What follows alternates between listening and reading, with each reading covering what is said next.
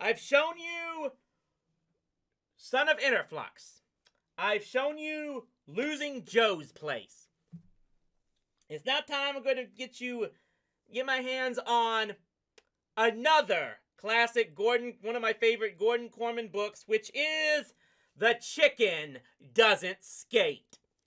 Imagine, if you will, if Mr. Corman had been called on to write a Disney-fied sports movie in the 1990s.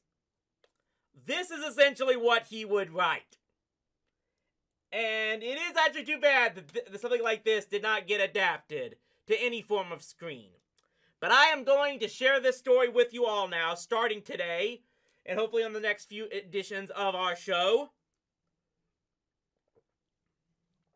Of course, these courses will be shared on YouTube again for all to read and catch up as well as we go along throughout the next few weeks. But let us get started with Gordon Corman's The Chicken Doesn't Skate. This is a very unique version because I think one of the things that makes this one very special is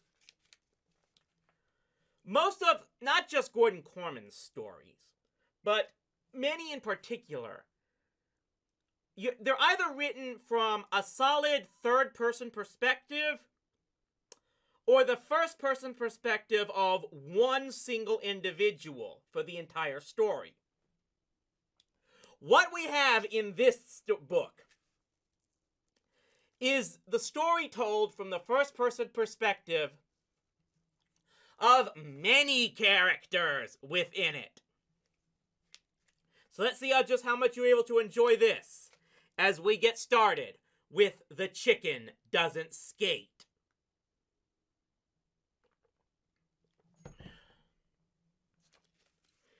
Chapter 1. Rangers Update. Captain Adam Lurie reporting. A science fair more important than hockey? Give me a break. In this part of Minnesota, nothing is bigger than hockey. If the Moose people from Neptune invaded St. Martin during a big game, they'd encounter zero resistance. Everybody would be at the rink. Only the losers would be left to fight them off.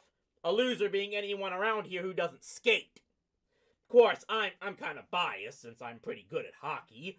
So good that I'm the captain of the South Middle School Rangers, even though I'm only a 7th grader. To be totally honest, I'm officially in 6th grade, but that's only because I flunked science last year. So I had to take it again in summer school, and I kind of flunked that too. In the summer, rollerblade hockey is very big. Bottom line is, I'm in all grade 7 classes except science, where I'm stuck with the little 6th grade losers. A loser being anyone who could spend 5 seconds in that lab without going insane from boredom. So my ears were receiving Mrs. Baggio raving about this year's science fair, but my mind was on the ice, stick handling, stopping on a dime in a shower of snow, streaking down on a breakaway. He shoots. Does everybody have to enter the science fair? That was Zachary Gustafson. Definite losers. King of losers. Know why he was worried about doing a project? Because all that work might interfere with his writing schedule. Rumor has it the kid churns out dozens of screenplays and mails them off to these big-time film studios who reject them because they stink. Not that I've read any, of course. I don't even want to think about such a boring thing in such a boring class. It's like boring squared. Naturally, everyone will be doing a project, Zachary, said the bag, but only one per grade will be entered in the fair. Instantly, all eyes turned to Milo Neal. Milo is the reason why this dumb science fair is front-page news in St. Martin. Check out the name. Milo Neal. His dad is Victor Neal, the famous astronomer. His TV show, The Universe and You, is the top-rated program on the Science Channel. Victor Neal is sort of St. Martin's claim to fame. He grew up right here. He and Milo's mom were high school sweethearts. The whole town followed his career. Man, when he won the Nobel Prize for charting all those galaxies, this place went ape-wire. We even threw him a parade. You thought he'd won the Stanley Cup. That parade had been Milo's first look at his parents' hometown. He must have been about 9. It was January, 18 below. I've never seen anybody so cold in my life. I guess that's when it hit me. Professor and Mrs. Neal were native Minnesotans, but Milo had lived in Los Angeles all his life. To him, cold meant you had to wear socks. Must have been hard for him when 2 years earlier his folks got divorced and he and his mom left California and came back to St. Martin to live. So that's why the son of the most famous scientist in the country was the center of attention in the lab that day. Not only was Milo expected to go to the science fair, he was expected to ace it. There are no restrictions, Mrs. Baggio went on, except it has to be science. She looked me straight in the eye, which means it isn't going to be about hockey. What about ice? I challenged. That's pretty scientific. Very well, Adam, do ice, said the teacher, but there'd better not be any skates on it, or pucks. She turned to the rest of the class. Your topics must be approved by me by the end of the week. Kelly Marie Ginsburg, loser, nudged my arm. You're fixated on hockey.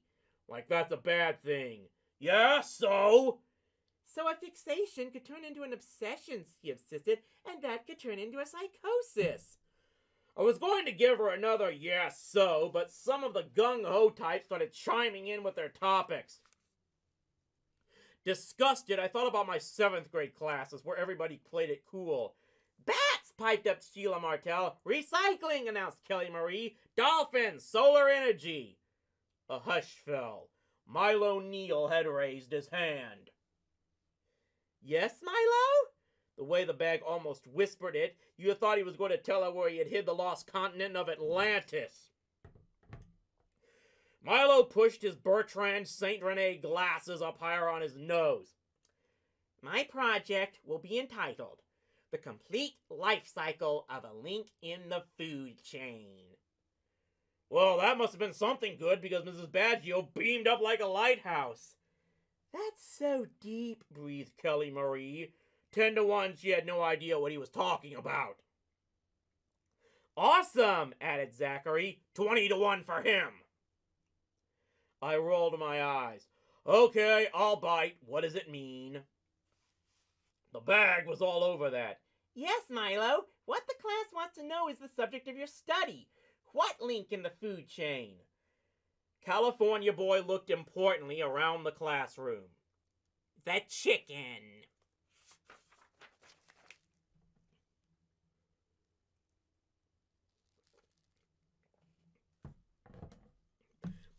Chapter 2. Downloaded from the hard drive of Zachary Gustafson. Terror in the sewer. Scene 1. Interior shot. City sewer. Night.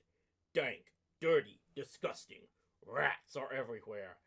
Out of the darkness come 2 figures running. Max and Pauline, terrified. Pauline, exhausted. Oh, Max! I can't go on! Max, I think we've lost him! Suddenly, a giant mutant 3-eyed alligator rises up with a blood-curdling roar. Rats scurry in fear. Close up, rows of razor-sharp teeth dripping with steaming, toxic drool. Pauline, ah! Max, ah! The mighty jaws come crushing down on... Wow! All of a sudden, someone yanked the cafeteria bench right out from under me. My notebook flew one way, my pen the other, and I was lifted up by the waistband of my underwear. Wedgie! It was a chorus of voices behind me. Ah, come on, I protested. All at once, my assailants released me. Crash! I went down hard amid scattered laughter and applause.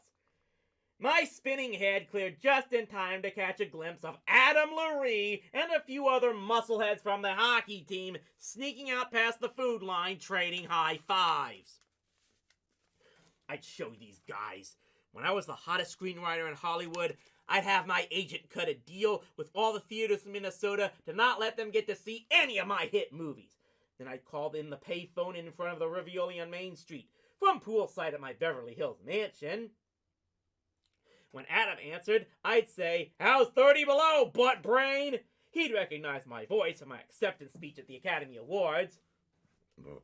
And that's when I'd said, "And a special in your face to the South Middle School Rangers in St. Martin."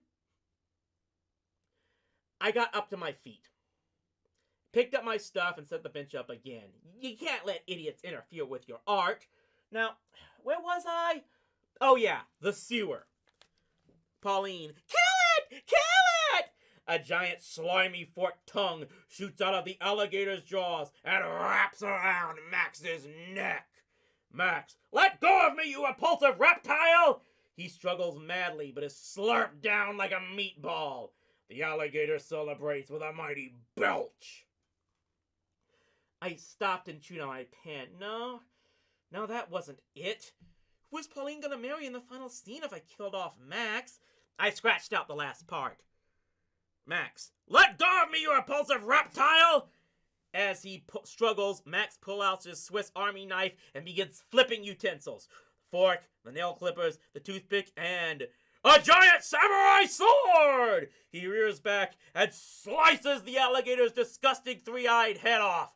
The eyes close one at a time. Max and Pauline are doused by a fountain of green alligator blood. Roll opening credits. What a great beginning. The audience gets to watch the alligator bleed to death in the sewer while their popcorn is still warm and buttery. That's entertainment. This could be my big break. Of course, it takes more than just talent to make it in the movie business. You gotta have luck, you gotta have timing. Most of all, you gotta have connections. You could be the best writer in the world, but if nobody ever reads your screenplay, they can't turn it into a blockbuster movie. But if you know a director, or a producer, or someone who does, if your aunt's cat's former owner is a good friend of the third cousin of Steven Spielberg's bowling coach, you're in. You've got connections. Unfortunately, it was tough to develop connections when you were 11 years old and you living 2,000 miles and 70 Fahrenheit degrees away from Southern California. Milo Neal walked into the cafeteria, unless the connections came to you. I've been giving this a lot of thought. Milo's dad had connections coming out his ears. He was a big star on cable TV. His science books sold millions. He was a famous rich guy living in LA. He probably went to parties with all the actors and producers and directors. Victor Neal was the world's best connection, and he was right here under my nose. Well, his son was anyway. He lived in St. Martin with his mom. Yeah, I know it looks bad, like I'd be friends with Milo just because of my career, but I actually liked Milo a lot. Sort of. He was very serious, maybe even a bit dull, hard to get to know. To be totally honest, I only talked to the guy once and he ignored me. But we were going to be great friends. I had to meet his father! And anyway, we had one thing in common. He was going to be a great scientist, and I was going to be a great writer, so at least we were both going to be great. That part was definite. "Hi, Milo, how's it going?" Milo's eyebrows went up behind the Bertrand St. Rene glasses. I refreshed his memory. "Zachary from science class, remember?" "Oh yeah, hi." He didn't know me. I could tell. That was because he never looked to the left or the right in the lab. Weird guy, my best friend. He was probably very focused. Or he had a stiff neck. So by this time I was panicking because there was no conversation. Suddenly something went peep, and there was this little yellow head peering out of his tooled leather knapsack. I rolled up my notebook and brandished it like a weapon. "Hold still! There's a giant bug on your bag!" "That's not a bug!" Milo said quickly. He reached back and brought out a small baby chick. "This is the beginning of my science project," he explained. "Are you going to dissect it?" I asked, intrigued. Milo looked down his long, straight nose at me. I've got to develop a look like this for when I move to California. It really makes the other guy feel like worm guts. I'm going to document the complete lifestyle of this hatchling, Milo said finally. As I link in the food chain, it feeds and grows until it becomes food. Far out, I said, not really paying attention. Who was I to try to understand the science project of Victor Neal's son? I reached out to pat the hatchling on his little fuzzy head. Zap! The little beast pecked me! I sucked on my finger where it was bleeding. If you need anybody to wring its little neck, I couldn't help but mutter, I'm your man. Oh no, said Milo deadpan. The proper way to slaughter a chicken is decapitation, but this one's not nearly old enough, of course. What? Was that supposed to be a joke? Yeah, just in case I laughed. It earned me another look down his nose. I was worm guts again. Then Milo headed down the hall, cradling this dumb bird in his arms. Hey, wait up, I called, salaaming my way through the crowded corridor. We got to the science lab at the same time. Instantly, the whole class crowded around Milo, oohing and eyeing at the baby chick. Lots of people petted it. It didn't bite any of them. He's so cute, cooed Sheila Martell. Milo, my soon-to-be best friend, awarded her the worm guts look. This is a female, of course. A male would occupy an entirely different place in the food chain. You see? What's her name? Interrupted Kelly Marie Ginsburg. Milo looked mystified. She doesn't have a name. She's a science experiment. You wouldn't name a test tube or a microscope. A test tube or a microscope doesn't have a beating heart, Kelly Marie retorted. Now, what can we call her? Give me a break, Adam Lurie grumbled. How about Chicky? This from Brendan Walters. He was on the hockey team too, the goalie, but he wasn't a jerk like Adam and the others. Maybe because he was only in the 6th grade. Kelly Marie's face turned political. Chicky is sexist. Not for a baby chick, I pointed out. She won't be a chick forever. Kelly Marie was definitely running the show by this time, and as usual, she had a lot to say. Can you imagine calling her Chicky when she's a full-grown hen? I know, we'll call her Henrietta. We don't need to call her anything, was Milo's opinion. But everyone was kitschy-cooing that stupid bird, welcoming Henrietta to the lab. Hi, Miss Baggio, called Kelly Marie. Meet Henrietta. She's in Milo's project. She is the project, Milo insisted. Look what I've got, the teacher announced grandly. She was holding a milk crate lined with a soft wool blanket. Milo was about to place that lousy bird inside it, but Kelly Marie threw herself in front of him. Gently, she barked, scaring the bird more than Milo. You're introducing a baby into its new home. Milo surrendered the chick, and Kelly Marie set it lovingly into the softest folds in the blanket. Now watch! Mrs. Baggio positioned a desk lamp over the box and switched it on. I couldn't resist. The chicken is going to do some heavy reading? What, Egg Digest? I wasn't even surprised when I got the warm guts look from Milo. It's for the heat, not the light, he explained.